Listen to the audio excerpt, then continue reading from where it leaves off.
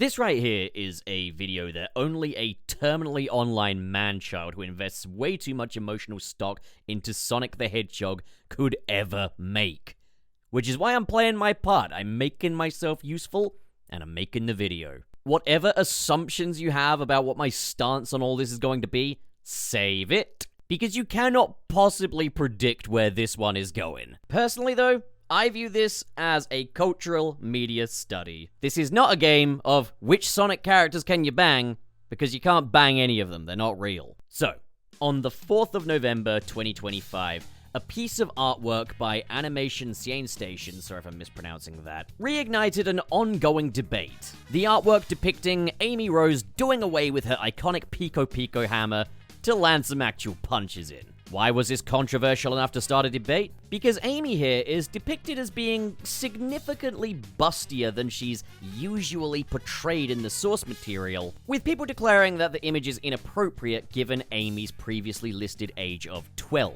Which has once again sparked the question, how old are these guys? Why is this so commonly the subject of debate among Sonic fans? Well, in this video, I intend to look into what the actual ages of these characters are, as well as delving into the psychology behind why someone would interpret Sonic characters from a more adult angle, and the different ways that that can be expressed.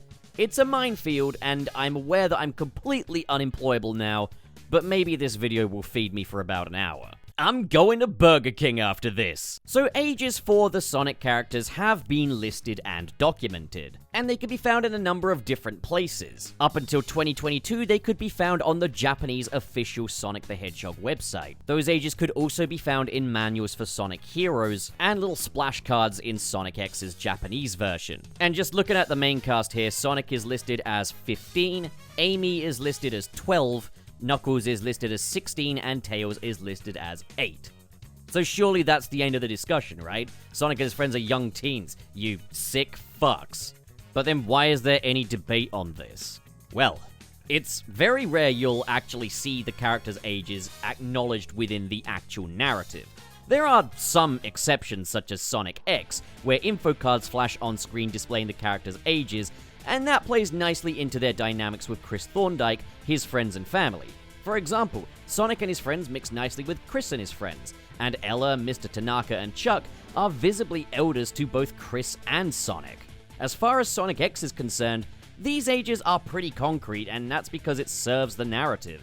But outside of Sonic X, these ages generally served as more a point of reference for the people working with the IP, and served more as a suggestion for the internal character dynamics than anything else. Those quote-unquote official character ages originated in the Japanese Sega character profiles from the early 90s, largely dictated by Yuji Naka and Naoto Ohshima. But even then, clearly things changed a little between Sonic Jam and Sonic Heroes, as Sonic has clearly celebrated -1 birthday between that time. Sonic was meant to be old enough to be aspirational for the kid audience, but also young enough to feel accessible to them. So 15 is a fair age. Amy Rose was made younger than Sonic, as she's the younger girl with the crush on the older boy, which also plays nicely into Sonic Adventure, as her arc in that game is really just her wanting Sonic to view her as an equal above all else. And then Knuckles was just 1 year older than Sonic, which makes sense because he's just a little bit bigger than Sonic. It's a frame of reference for how the characters interact with one another, but again, it's not actually present within the media.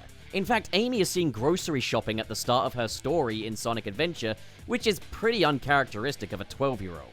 This brings us to the difference between your Hollywood teen and a real-world teen. Real-world teens can be a little alienating to other age demographics because their brains are doing a whole lot of thinking, but in its beta stages. I am of course aware that younger people can still possess disproportionate amounts of lived experience, but the way they interpret and build off of those experiences will be different to the way an adult does. A Hollywood teen typically functions more like an adult, but less experienced. It's why shows like Riverdale fetishize youth in the way that they do. It allows matters like death and sex to feel bigger in relation to the characters. So okay, fair, these could simply be Hollywood teens in that, yeah, Amy is a 12-year-old girl, but she goes grocery shopping and drives a car. After all, it's not like 8-year-olds are commonly seen piloting planes like Tails is, but again, it's a bit more nuanced than that. The games from Sonic Adventure to, say, Sonic Lost World can fairly comfortably slot into the age suggestions given by the manuals and websites, even if there's no hard and fast evidence within those games of their ages. But then we have the material that outright contradicts that these characters ever really had ages in the first place. Sega have made a point of applying more ambiguity to those ages as of late. For example, birthdays. In Sonic Generations, Sonic celebrates his birthday, yet nowhere is his age ever numerically hinted at. There aren't even any candles on his cake to suggest an age for him. Sonic meets a younger version of himself, but once again, no real time frame between his younger self and current self is ever even alluded to. To an even greater extent is the murder of Sonic the Hedgehog, which features Amy's murder mystery-themed birthday party aboard the Mirage Express. Once again, no age for Amy is ever hinted at. But if we were to take their original ages as gospel, this would be a supremely mixed age bracket birthday party. But around the time of the release of The Murder of Sonic the Hedgehog, in fact in 2022, Sega quietly scrapped any and all suggestions of their ages from the Sonic website. And this isn't a coincidence. In Sonic Forces, which released in 2017, Knuckles, formerly listed as 16 years old, was the commander of the Resistance and worked alongside other military personnel to reclaim the world from Dr. Eggman. In the IDW comics, Amy, formerly listed as 12 years old, was made leader of the post-war restoration effort. This is starting to feel a lot more ridiculous with those old ages in mind. But Sonic's dynamic with Amy has also changed. It's much more that they are equals. She's not vying for his respect, she already has it. Then in Sonic Frontiers, you've got Sonic helping his friends navigate trauma. They make a point of regularly addressing all the adventures they've been on together and how those adventures have changed them, suggesting new journeys for them going forward. There's a notable paradigm shift here that can't be ignored.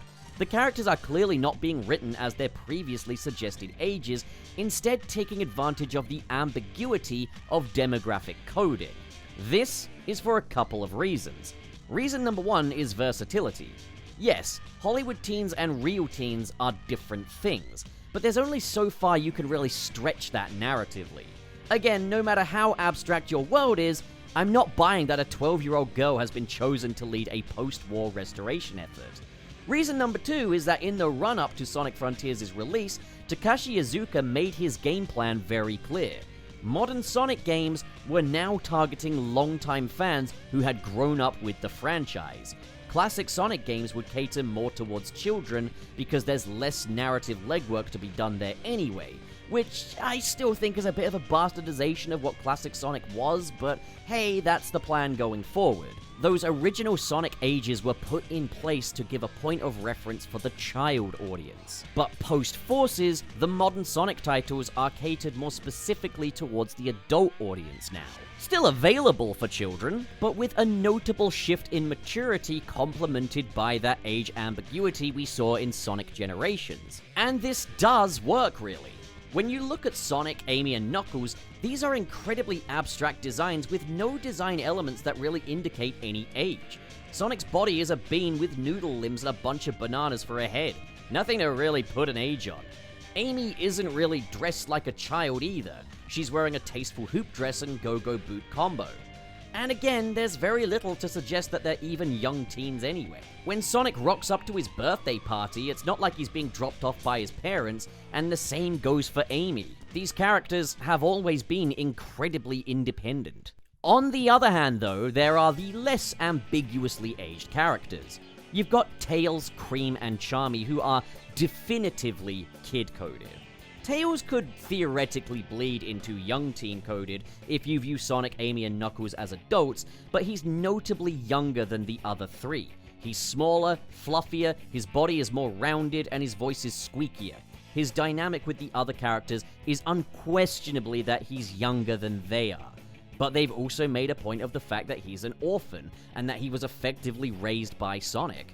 His young age makes his parentage or lack thereof relevant in ways that it's never been to Sonic, Amy, and Knuckles. Same goes for Cream. For starters, like Amy, she wears clothes, but unlike Amy, they're undeniably kid-coded, akin to a Japanese schoolgirl outfit. It is worth noting that when you look at Sonic X, Amy's dress appears to be a lot more oversized and ill-fitting than it would later be interpreted, suggesting some degree of kid coding in her X design, and we firmly established that yes, the ages do hold some weight in Sonic X. Cream also has a mother, and her young age is heavily acknowledged. She's a polite little girl, and that's precisely what they're going for. As for Charmy, he's the younger brother of the Chaotix. He's got a very kid-coded design with small rounded proportions, large eyes, and, well, his overall voice and characterization speak for themselves. Charmy is an immature, rambunctious little boy. Cream and Charmy can't really be interpreted as even young teens anyway. These are definitely young children, anywhere between the ages of like 6 and 8. For Tails, I'd say anywhere from 8 to about 15, 14 maybe. But then you've also got the other extreme. You've got Rouge, and no, just no. If I for 1 second believed that Rouge's age suggestion were anything more than a mere suggestion, I would not have publicly made the many, many jokes about her being my wife. The absolute youngest I'll accept Rouge being is 25. You are having a laugh if you think the busty government spy designed with sex appeal in mind is anything younger than that. Don't be ridiculous. So, with the ages removed and demographic coding in play, the specific ages are generally up to the audience to some extent. Sonic, Knuckles, and Amy could be anywhere between about 15 and 25. You certainly could interpret them as Hollywood teens if you wish, and to that same extent you could interpret them as young adults. I can't see them being anywhere over 25 though, really. They're meant to be youthful, they've got all the energy in the world, but they're also highly independent people. And looking at their interactions with Rouge as well, who is definitively adult-coded, they do seem to be equals. Don't get distracted, handsome. We're here to race, so keep your eyes on the road. Come on, you're talking to a pro here. I know how to handle the curves like an expert. Yeah, sure, okay, 15. Keep telling yourself that. Demographically speaking, Sonic and his friends are designed to be relatable to some degree. It's partly why Sonic resonates with people on such a deep level. He's kind of the ideal vessel for creative expression. Their designs are incredibly versatile, and it's incredibly easy to project onto these characters and their designs thanks to that versatile archetypal nature. For a comparison, let's look at SpongeBob, for example. It's pretty clear that he's meant to be a young adult. For one, he dresses for work, wearing a shirt, tie, and brown trousers with a belt. He's referred to as a kid by Mr. Krabs in the movie because Mr. Krabs is meant to be older. Of course he views him as a kid because there's that maturity gap between the two. But this offends SpongeBob to the point of getting metaphorically wasted on ice cream. While SpongeBob doesn't have an explicit age, he's undeniably a lot more difficult to project onto, because his design is significantly more detailed. Look at Sonic, and he doesn't wear any clothes that suggest any kind of profession. He doesn't wear any clothes whatsoever. And in Amy's outfit is just incredibly simple. Again, it can be presented in ways that communicate age, such as how it was in Sonic X with the oversized dress. But it's pretty tight nowadays.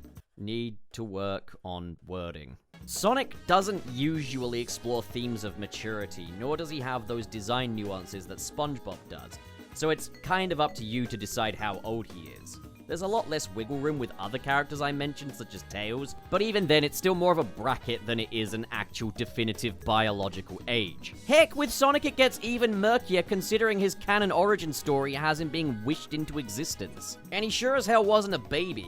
However, there is one modern example where Sonic's demographic coding is a lot more narrow than it is in the games currently, and that's in the movies where he is quite definitively kid-coded. This guy is anywhere between the ranges of about 13 and 15, I'd say. For starters, he's a lot more cute and fluffy than Game Sonic is. His eyes wider and more rounded. He lives with parents, has a lot of childlike interests and hobbies, and his story has themes of maturity and growing up. It's a coming-of-age story, so Sonic's age coding here is a bit more rigid. It does get a bit more murky with, say, Knuckles, as in the Knuckles TV series, he has an almost slightly flirty kind of dynamic with Wendy Whipple, and is even invited to drink Wanderitas with Wanda. Heck, Wade even considers him a father figure by the end of it, but maybe the less said about that series, the better. I think the fact that there is such a debate about the ages of the Sonic characters, that there's so much conversation about this,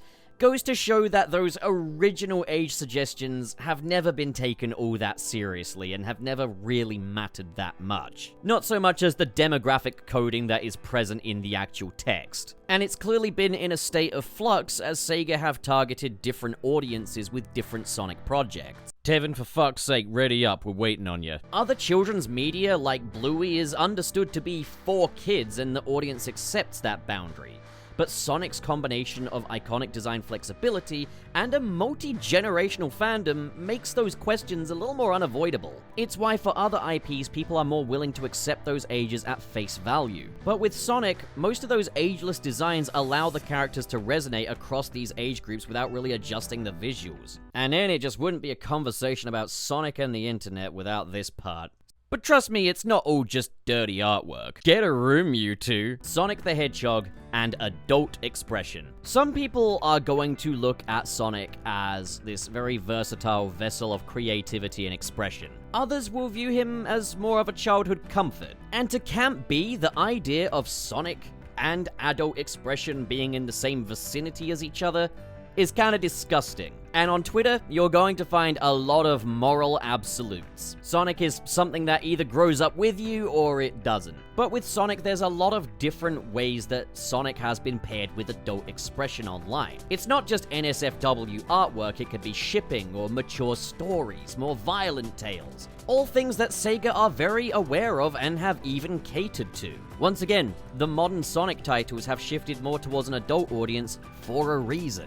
But they've been able to maintain the integrity of those old designs thanks to their versatility, although please do change the models up a little bit. Come on, refresh the art style, off your asses, let's go. But the mostly ageless nature of these designs and the versatility of these designs is why people will probably build their own ideas onto these designs. If we're going into the NSFW section, Sonic the Hedgehog is not sexy. There's nothing sexualized about Sonic the Hedgehog. Again, he's a bean, noodles, and bananas. All that NSFW art comes from projection. People probably hear Roger Craig Smith's deep voice and think, oh, boyfriend material. Still thinking about the Coco? Or maybe they look at Amy and Sonic and think, I wish someone loved me like that. Looking at more safe-for-work ends of Sonic and adult expression and projection, I've seen fan artists who portray Sally Acorn as being plus-sized. I've seen fan artists who portray Rouge as having a mole on her chest, because the artist has one. And for all the same reasons, you might draw Amy Rose with more of a bust. It's not like I haven't built my own details onto some of these designs either. If you look at my Amy Rose character model, she's wearing a different outfit. She's got leggings and sleeves now. And she's got a flip-do as opposed to the usual bob haircut. She wears glasses as a fun little nod to how she couldn't tell the difference between Shadow and Sonic. My version of Shadow is purple. Shadow isn't usually purple, but I made him that way. I have Sonic with blue arms. Doesn't usually have blue arms. Sometimes he has blue arms. I know some of you are mad about that, but keep your medallion on. It's not changing. It's my take on the design, damn it. They're all just different ways of communicating our visions for these characters. I also want to note that nothing of this video is meant to draw any kind of ridicule to the artwork in the video. There's incredible talent in this community, and I would never want to discourage that. If you view Amy as 12 years old and don't think she should have a bust, well, it's just as well you didn't draw the image then, isn't it? You can present her as 12 if you wish. There are certainly lines that do need to be drawn, though, especially when it comes to the explicitly kid-coded characters. That absolutely does need to be held to scrutiny. Adult expression when paired with characters like Tails, Cream, and Charmy can vary from very questionable to outright predatory. In short, leave those kids alone. For the Sonic movies and Sonic X, leave the adult expression out of it. It would be mad sus otherwise. But for the non-age-coded characters like Sonic, Knuckles, and Amy, by all means, view them as their originally stated ages. There's nothing to contradict that. But it does need to be acknowledged that the Sonic franchise has been in a state of flux for a while, and Sega have obviously moved on from that, as have a lot of others. Don't get it twisted, there are some sick fucks out there, and at the end of the day, NSFW stuff is always healthiest when kept to human beings, but I really think it's questionable to look at artwork like this and see it as a gotcha moment. But I also do invite your perspective, because Lord knows I've had some very uninformed takes in the past. Jesus Christ, what a rabbit hole. It's like a rabbit hole and a minefield combined. But the bottom line is, Sonic characters, yes, they have age brackets, but ultimately, they're as old as you want them to be, within reason. Just steer clear of certain characters when it comes to adult expression. Obviously, you don't need me to tell you that, though. I mean, admittedly, if you're a sane person, you're just not gonna do that in the first place. Alright, bye! Thank you, patrons, especially the ones in the $10 and above tiers. We have Just Another Evil Robot Clone Seeking Revenge, Xanderwolf, Ghostly Phantom, Twilord, KB, Sad Goku, Dare Denny, Kale Bennett, my last name was a reference to the... couldn't even fit it in the whole thing. And Mr. SP, Cyrus the Skeptic, and Biotin. Thank you folks so much for your generosity. We got the $5 tier as well, who are Joseph Tribble, Pressplated Jason, Gideon Wells, Basic Content, Ben Raven, Reese Burns, Manalza, Goat Cannon, Litzy, Silver, Josh Strider, Grant Allen, Marv Animation, Cho Henshin, RT0, Carl X, SSS06, and Vera Wild. Thank you folks so much for your generosity, and to you, dear viewer, for watching this video, which is now over.